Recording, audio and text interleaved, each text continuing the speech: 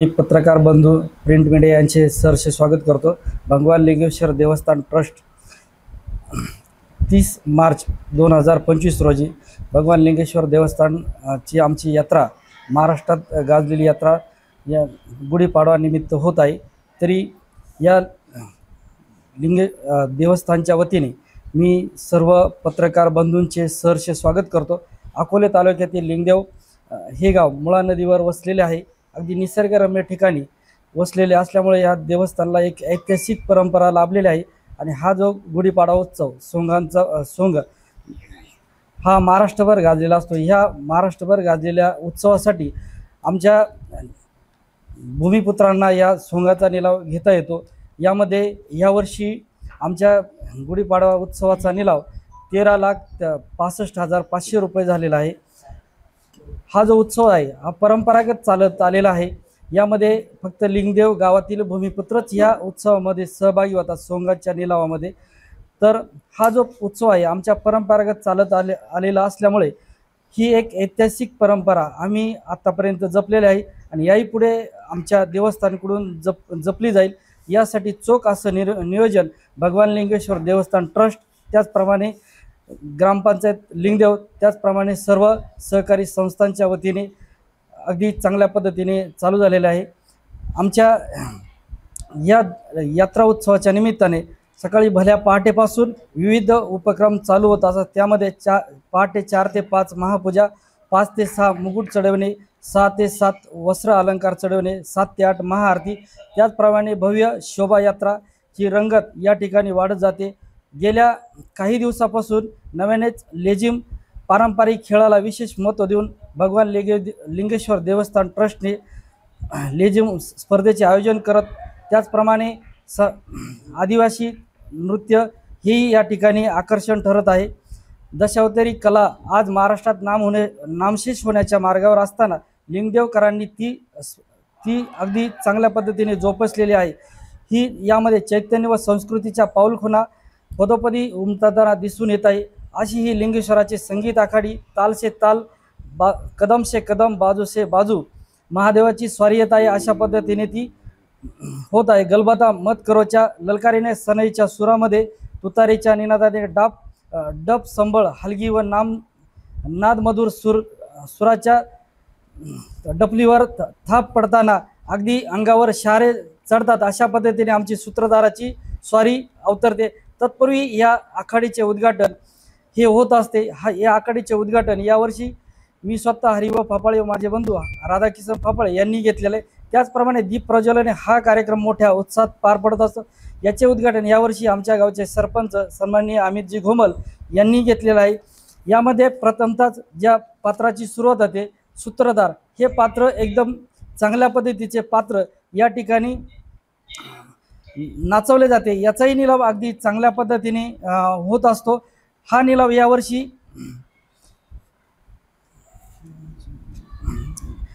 आमचे समित घोमल यांनी घेतलेला आहे। त्याचप्रमाणे आमचे लिंगेश्वर देवस्थानचे विश्वस्त बंशी कानवडे यांनी घेतलेला आहे।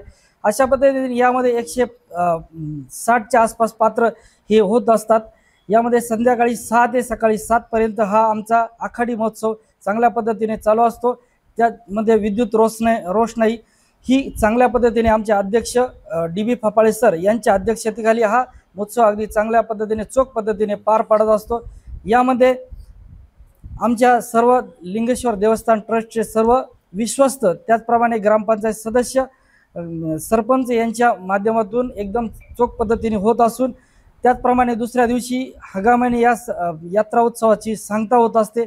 आणि याचे आम्ही सर्व नियोजन अगदी चोख पद्धतीने केलेले असल्यामुळे यामध्ये देश विदेशातूनही पर्यटक गेल्या काही वर्षापासून या यात्रोत्सवाला भेट देण्यासाठी येत असतात। यावर्षी नव्यानेच आम्ही एक वेगळा उपक्रम चालू केला ज्यामध्ये खरं तर पाहता एक 2 मिनिटाची किंवा 20-30 सेकंदाची जी रील्स असते ती रील्स एक कोणीतरी एखाद्याचं आयुष्य बदलून टाकतात, रात्रीत आयुष्य बदलून टाकतात। अशा रील स्टारांना आम्ही आमंत्रित केलेलं आहे।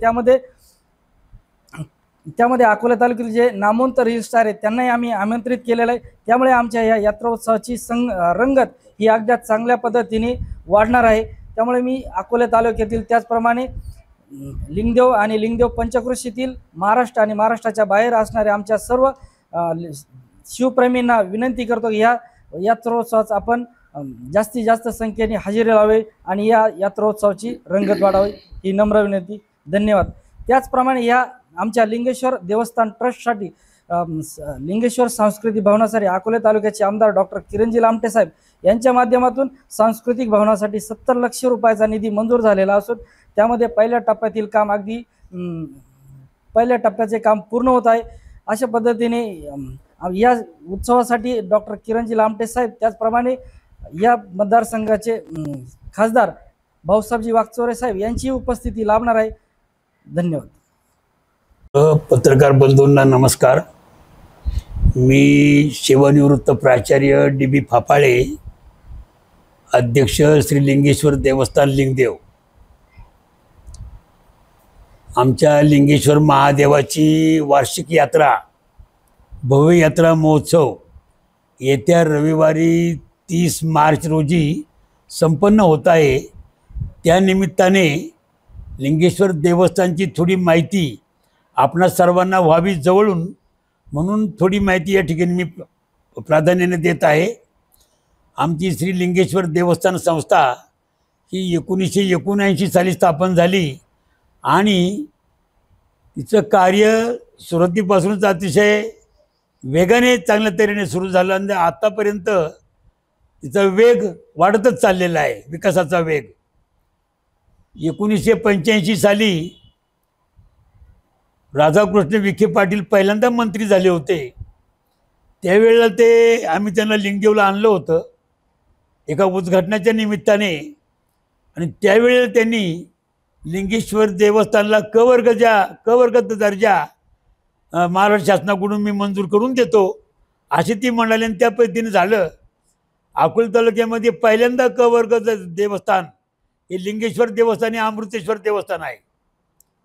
तर त्या क वर्ग दर्जा प्राप्त झाल्यानंतर पिचड साहेबांच्या माध्यमातून लिंगदेवला लिंगेश्वर देवस्थानला भव्य सभा मंडप, भव्य भक्तनिवास आणि सुशोभीकरणाची अनेक कामे, काही कोटी रुपयाची कामे पिचड साहेबांच्या माध्यमातून उभी राहिली आणि चांगल्या तऱ्हेची कामं आम्ही ठेकेदारांकडून करून घेतली. त्यानंतर डॉक्टर किरणजी लामटे साहेब आमदार झाले. ते सुद्धा लिंगेश्वर देवस्थानच्या बाबतीत अजिबात मागे राहिले नाही. त्यांनी गेल्या वर्षी 70 लाख रुपये देऊन लिंगेश्वर सांस्कृतिक भवनाचं नूतनीकरण म्हणजे अद्ययावत करण्याचं काम त्यांनी हाती घेतलं आणि 70 लाख रुपये लामटे साहेबांनी दिलेले आहेत.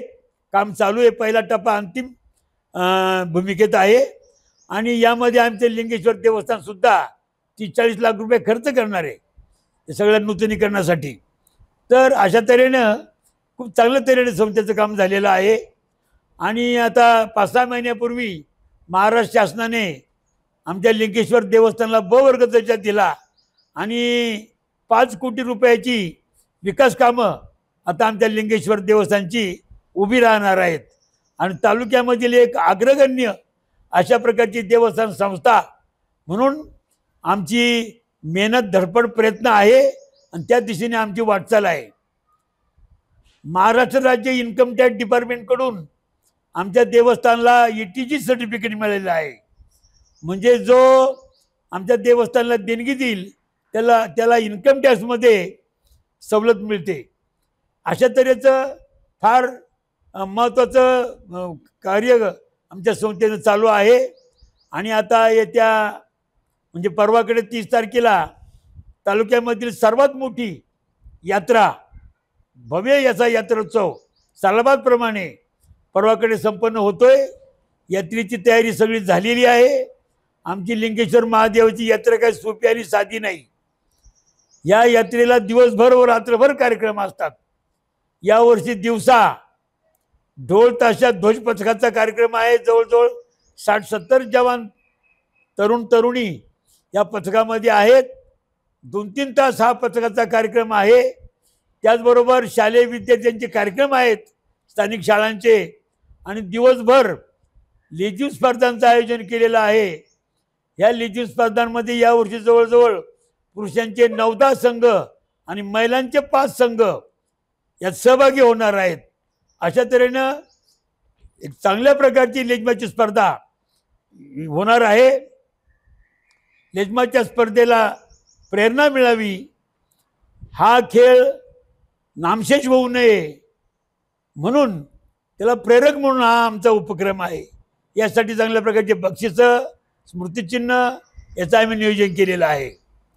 त्याचबरोबर रात्री महाराष्ट्रामध्ये नावाजलेली संगीत आखाडी हा कार्यक्रम लिंगदेवला संध्याकाळी 7 ते सकाळी 7 वाजेपर्यंत संपन्न होणार आहे. त्याचा लिलाव गेल्या 22 तारखेला संपन्न झाला. कारण हे आखाडीचे पात्र हे लोकांना मोफत नाचायला मिळत नाहीत, तर स्पर्धा असते म्हणून त्या ठिकाणी लिलाव ठेवावा लागलेला आहे आम्हाला. हा लिलाव 22 तारखेला झाला. हे लिलावाची रक्कम एकूण जी जमा झाली देवस्थान संस्थेला ती 13,63,500 रुपये एवढा लिलाव झाला. गेल्या वर्षी लिलाव याच्यापेक्षा 1.5 लाखाने जास्त होता, 15 लाखाच्या पुढे होता. यावर्षी शेतीमालाला बाजारभाव नाही, दुधाचे बाजारभाव कमी, झेंडूचे बाजारभाव कमी, भाजीपाल्याच्या इथं टमाट्याला बाजारभाव कमी, कांद्याचे बाजारभाव सुद्धा काही विशेष नाही, अजून कांदे निघायला सुरुवात झाली नाही. त्यामुळं याचा परिणाम लिलाव थोडाफार कमी अधिक प्रमाणामध्ये होत असतो. आपल्या या संगीत आखाडीमध्ये सर्वात जास्त लिलाव ज्या तरुणाने घेतला तो लिलाव इंद्रजित या पात्राचा आहे आणि तो लिलाव 1,11,000 इतके रुपये झाला. हा लिलाव आमच्या गावचे महाराष्ट्रामधले नामवंत अभियंता श्री अमोल दत्तात्रय फापाळे यांनी हा घेतलेला आहे. सगळे आमचे लिलाव घेणारे तरुण आहेत, हे सगळे ग्रॅज्युएट आहेत, ग्रामीण भागातले सुद्धा आहे आमच्या गावातले, परंतु पदवीधर चांगल्या प्रकारच्या पदावर असणारी अशी मंडळी संगीत आखाडीमध्ये भाग घेत असते. आमच्या आखाडीमध्ये सगळ्या जाती धर्मियांना प्रवेश आहे. आमच्या गावचा राज मोहम्मद शेख हा रामाचं पात्र घेऊन नाचतो, तर आमच्या गावचा देवराम आडव बौद्ध धर्मीय खंडोबाचं पात्र घेऊन नाचतो. म्हणजे अशा प्रकारचे सर्व धर्मीय समभाव अशा प्रकारची आमची देवस्थान संस्था आहे. आमच्या देवस्थान संस्थेची आता नवीन बॉडी 2-4 महिन्यापूर्वी कार्यरत झाली. या बॉडीमध्ये बौद्ध धर्मीय आहेत, जैन धर्मीय आहेत, ओबीसी कॅटेगरीतले आहेत, सगळ्या प्रकारचे लोकांना आम्ही प्रजात समाविष्ट केलेला आहे.